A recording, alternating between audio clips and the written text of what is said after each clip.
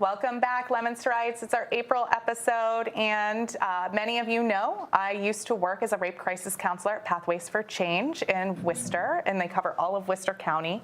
And so I'm really, really thrilled to be here on April is Sexual Assault Awareness Month, and to have two of the staff from Pathways for Change with me that I got to work with, both of these ladies when I worked at Pathways for Change. So we have Bailiner and Amparo, and they are just phenomenal outreach educational staff at Pathways for Change, which was the role I had. I was the teen counselor when I was there on staff, and then I had a number of roles from volunteer advocate to board member, and I am so thrilled to dedicate April's episode to talking about sexual assault, sexual violence in our communities, and how we can, kind of like post Me Too, talk about ending sexual violence in our communities and talk about the services and programs that are already available here.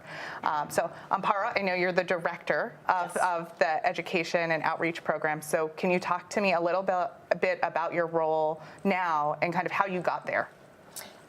So I've been with the agency for over 10 years.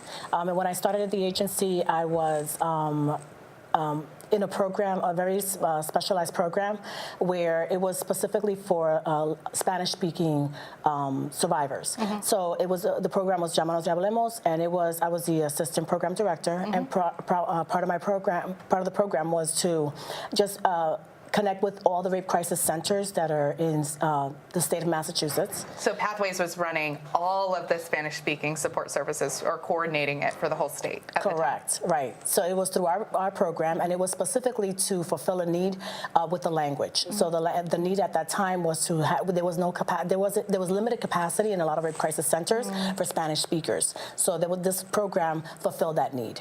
And now we're seeing a lot of rape crisis centers have bilingual staff, not just in Spanish, but in other languages. And if I'm remembering right, Pathways for Change has a number of staff that speak other languages beyond Spanish. So we have a few staff actually that speak Spanish, and we also have staff member that speaks Portuguese, and another one that speaks Vietnamese.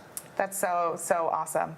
And we also do we run the entire program for deaf survivors? Correct, yes. So ASL is also another program that we have, is the Deaf Survivors Program. And we have 3 counselors that are deaf. So they're able to connect with the deaf community through video conferencing. Yeah, no, that's so fantastic.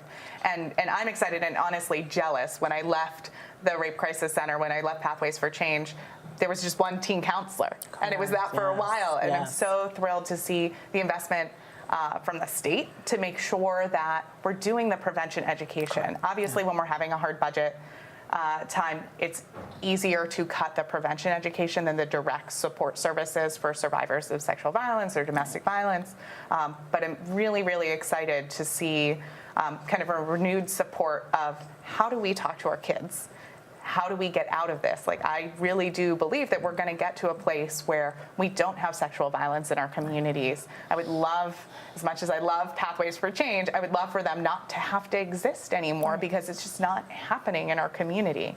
And can you talk, Bailiner, you've been with Pathways for years now. I remember when you started, but can you talk a little bit about your role as a teen counselor, a teen advocate, a teen educator? Yes. So my role is to go to the schools and organization to talk about prevention, dating, bystander, consent. And we talk about that. We go to groups. We do presentation or workshop at schools and organization to prevent all these things from happening and create awareness. And have you seen, in the time that you've been in this role, have you seen any changes in terms of relationship dynamics? I know a lot of the work that we used to do was around just social media and what kids are consuming and seeing, because unfortunately as a society we don't give a lot of really good examples of what it means to be in a healthy relationship. We have plenty of examples of what it means to be in an unhealthy relationship. Yes, but we see the difference. We can tell when they learn and they have that, and they have the resources and support system that they didn't have at the beginning.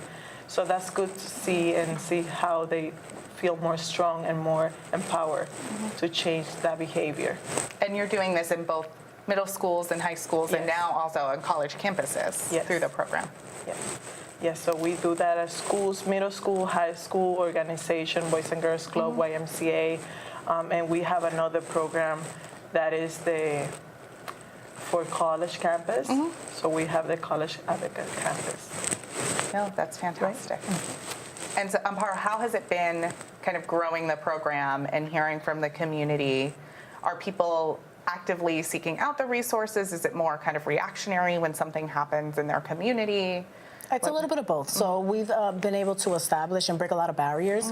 Many years ago, it was really challenging to get into a lot of schools, to be able to just have a conversation about some of this that was going on. So we have been able, the schools are more welcoming. We have more staff also that are, we also provide some training for staff to be able to support young survivors. And it's also, our services are available to professionals as well. So when we go to youth serving organizations, we're also able to connect with professionals at these organizations, fantastic. the youth workers, and provide some training on how to best support the youth. So sometimes what happens is that if there's an incident that occurs, they feel more connected to be able to get a direct support system for their students or their youth. So they're able to contact us at any given point, and we can, if we're available at the time, we can send staff to be able to connect with the youth there and connect with the schools to be able to help them deal with the crisis situation that might be occurring. And so it's Sexual Assault Awareness Month. This is a busy month for you all. I know we're 2 weeks in. Are there any really exciting events coming up that you guys are excited about? Yes, so we have, we've been attending a lot of different type of events at different venues. So we have the Vagina Monologues that are happening tonight actually, and next Friday at Worcester State University. Yeah. And then we have also a couple of events. We have Denim Day, we have the Clothesline Project set up. Bilinear has been attending a couple of health fair, Yes. schools, creating awareness in health fair, doing presentation to create awareness about sexual violence. So I've been good and busy month. Yeah, I'm so excited about the Vagina Monologues. When this airs, I'll put it on my social media so that you have the links, because I'm going to try to go to next Friday's. And we're really excited this will be the third year at the State House that we're doing Denim Day, right in the middle of budget week. So it's a busy week for us, but nice for the ladies to be able to show up in jeans and tell that story. For those of you who haven't heard about kind of the origins of Denim Day, I think it was back in the 90s, there was a court case in Italy where the judge found that the woman could not have been raped because her jeans were too tight, that she would have had to have helped get herself out of those pants. And so that kind of really sparked that. And at the same time that we've heard number of stories of in Canada, police going into a college campus and saying, think about what you're wearing because you don't want to invite this. And really sparking that no matter what you're wearing. And we've seen that in women's marches and other marches to say, like, well, this is what I was wearing when I was assaulted. Do you think I was asking for it? Exactly. And to really push those boundaries and have those conversations that at no point is anyone asking for it. And we need to figure out how to stop working with stop forcing survivors to kind of explain their stories, explain themselves, and validate their own experiences. We need to be there and be a support for them. And on April 29th, right at the end of Sexual Assault Awareness Month, I'm really excited to have Pathways for Change out here in Leominster again to have a discussion kind of Me Too, teen sexual violence, now what? Like, how do we come together as a community to continue to have these conversations and really make sure that we're creating the resources and the networks, because I'm always an advocate for rape crisis centers and partnering. Like, we don't have to reinvent the wheel all the time. And there are so many amazing resources and people who are trained and understand how to work with this. And the more that we can connect you to our community, I think the better. And just figuring out how, kind of what are those, when someone comes to you and shares their story.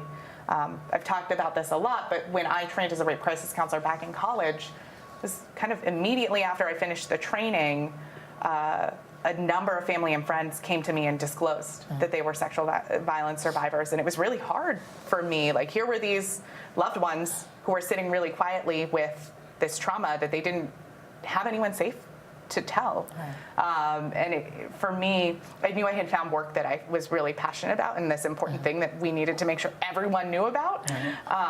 But it was really hard to know that so many of my loved ones, I knew it was prevalent, I knew it happened in my community, but I didn't know that it was happening to people that I was so close to, and they didn't know how to get resources.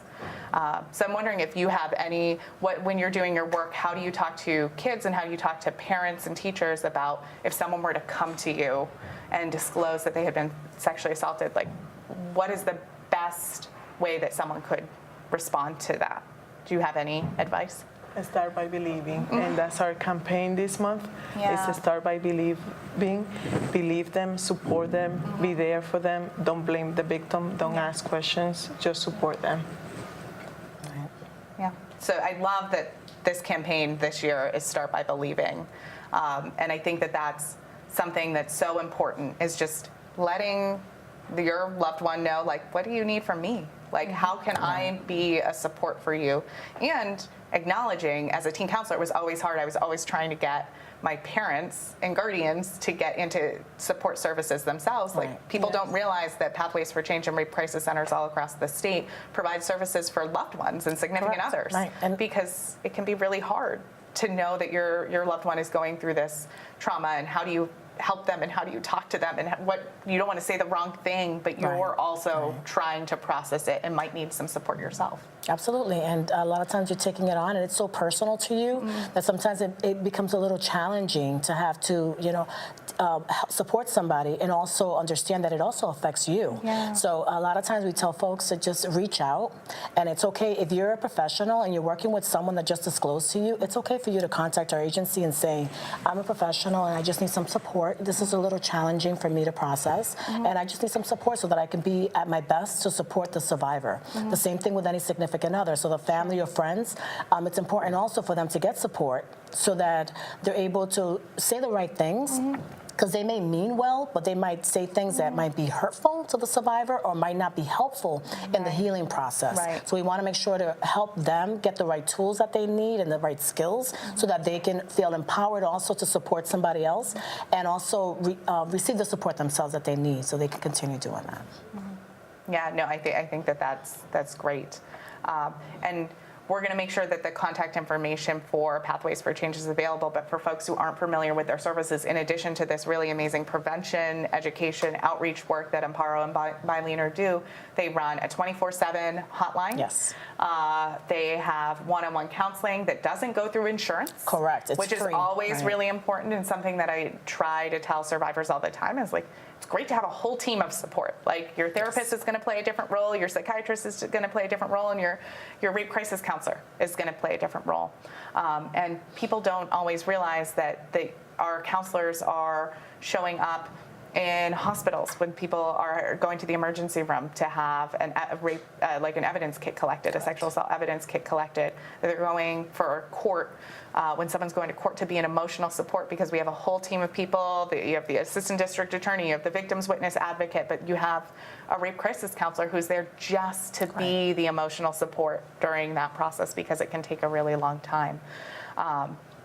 And just the outreach piece, I think, is, as someone who's worked with the agency for a really long time, I'm always frustrated and surprised when I say, like, when I meet someone who goes, we have a rape crisis center in the area. And I'm so thankful for all of the activity I've seen, especially in the month of April for Sexual Assault Awareness Month, to really get out there in the community, connect people with resources, because sometimes people just don't know that it's out there. Correct. Yes. So, are there any new programs that you're excited about that you're rolling out? I know my knowledge of kind of what you're working with the kids on is probably dated in terms of the programming that we used. Are there any new trainings that you've been able to go to? Any new programming that's coming out that you've been using with your students in schools? Yes, we have. We always keep updating and taking. We did the girl cycle. We always updating the information, reading a lot to see what is the best for kids. We have the LGBT youth counselor too. So now we have that. So that's a good. Fantastic. Yes. to feel, and talking a lot about consent and letting them know what is consent mean, and that is free, that you have to be comfortable doing it, and providing consent, that is not manipulation, and the person is trying to control that situation. And that's good for teenagers and youth to understand that it's at your own time, on your own pace. Nobody have to force you to do that. Yeah. And I think a really important role that you talked about earlier is kind of like that bystander training. So when you're seeing these red flags and you're seeing, well, this doesn't seem right, because when you're a teenager and you're starting to figure out how to be in a relationship, some of the things that I used to hear about were, well, they're jealous. That means they really like me. Right. Yes. Like, well, they're texting me all the time. That means they really want to be with me all the time, and they want to know what I'm doing, and I should tell them all of this. And you start to see these controlling behaviors, and it's really only your close friends that are going to be able to pick up on that and say, wait a minute, is this actually healthy? Is this a good thing? Like, maybe they're overstepping some of these bounds. And I always tell the students, think about it every day. What do you want in a relationship? You have to know what do you want and see if that's healthy, if that's what you want, if that person is going to be there to support you. And that's good to think about it all the time, because you get in the relationship and you're only thinking about, the romantic piece and I'm having fun with this person. But if that person is really there to support you and there for you. Yeah, and it can be really hard to figure out how to navigate that. So the more that we can have those conversations about, it was always blew my mind, especially with the teen guys, when we would do the exercise of like, what do you want in a relationship? And they would get really into it and be like, oh wait, like I've never actually got to write this down, and breaking down some of those gender roles, gender stereotypes that create this kind of like toxic culture. Yes. That leads to sexual violence in our communities, this idea that men are supposed to play this one certain role and women are supposed to play a certain role. And even talking about having conversations like, who asks who out on a date? Yes. And what happens like if someone else asks? And to have fun with them and just saying like, it doesn't have to be this way. We could think about it in a different way. Yeah. And how are these gender roles playing into kind of how we think about relationships and how we're supposed to act within them? Yes. Yeah. So awesome. Well, I know we are wrapping up, and I'm wondering if there's anything else that you ladies, I would love to get like one more piece of advice for someone who's wanting to support a loved one who's a survivor of sexual violence, and wondering like how they can be a support. If you have any other ideas or tips or things that they could do. We are. Our model is really to empower folks, so we want people to just reach out. There is a counselor available to listen, to provide some support, to be able to just give you some tools sometimes to be able to understand like what works right for you to be able to help that other person. So reach out, because it's important for you to take care of yourself and also get the tools that you need also to support somebody else. So somebody is available to listen to you 24/7. So make sure to just reach out. Yeah. What about you guys? I think the best thing, if you want to disclose and nobody believe you, go knock on another door. Look for support. If people don't believe you, don't step there like, oh, that's the only person, they didn't believe me, that's it. Go, because it's a lot of support out there. We are here to help, and we believe survivors. And knowing that you can call the Yes. Rape Crisis Center and call their hotline, and that there's going to be a counselor there 24/7. Yes. And so the one takeaway, I know we all lead really stressful lives. Everyone in this community, we're all taking on way more than we can handle. And the thing that I learned so much from my time working at the Rape Crisis Center at Pathways for Change was self-care. Yes. And so I will share some of my favorite self-care, and I'm wondering if you ladies would be willing to talk about kind of what re-energizes you and what keeps you going. Sure. Yeah. So for me, admittedly, I've been really, really bad. I'm good at preaching about self-care. I'm really, really bad at practicing it. And so usually getting a good workout and watching really, really crummy TV just to completely veg out. Hopefully if I can get those two together, that's the best shot.